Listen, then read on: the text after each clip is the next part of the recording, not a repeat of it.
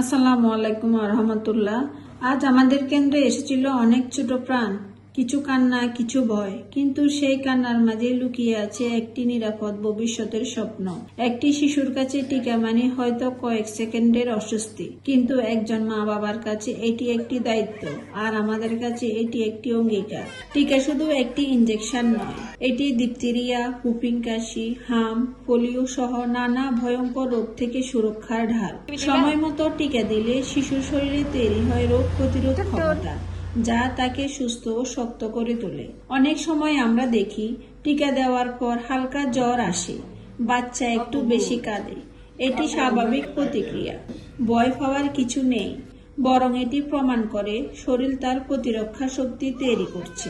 একটি শিশুর পূর্ণ যত্ন শুধু টিকা নয়, জন্মের পর 6 মাস শুধু মায়ের বুকের দুধ, পরিষ্কার পরিচ্ছন্নতা, নিয়মিত রোদে নেওয়া, পর্যাপ্ত ঘুম, মায়ের সঠিক পুষ্টি ও বিশ্রাম। একজন সুস্থ মা মানে একজন সুস্থ শিশু। আমাদের সমাজে এখনো কিছু ভুল ধারণা আছে। বাচ্চা ছোট, পরে দেব, একটু অসুস্থ, টিকা না দিলেই ভালো, জ্বর হলে টিকা বন্ধ। এই ভুল ধারণাগুলো শিশুর ভবিষ্যৎকে ঝুঁকির মধ্যে ফেলে। সময় মতো টিকা না দিলে প্রতিরোধযোগ্য রোগও মারাত্মক হয়ে উঠতে পারে।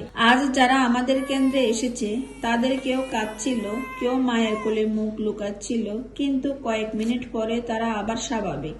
কান্না থেমে যায়, কিন্তু সুরক্ষা থেকে যায় সারা জীবনের জন্য। প্রতিটি মা বাবার প্রতি বিনীত অনুরোধ, আপনার শিশু টিকার কার্ড সংরক্ষণ করুন, নির্ধারিত তারিখে কেন্দ্রে আসুন, স্বাস্থ্যকর্মীদের সাথে যোগাযোগ রাখুন, কারণ আজকের এই ছোট প্রাণগুলি আগামীর শক্ত বাংলাদেশ। একটু কান্না কয়েক সেকেন্ডের, কিন্তু সুরক্ষা সারা জীবনের।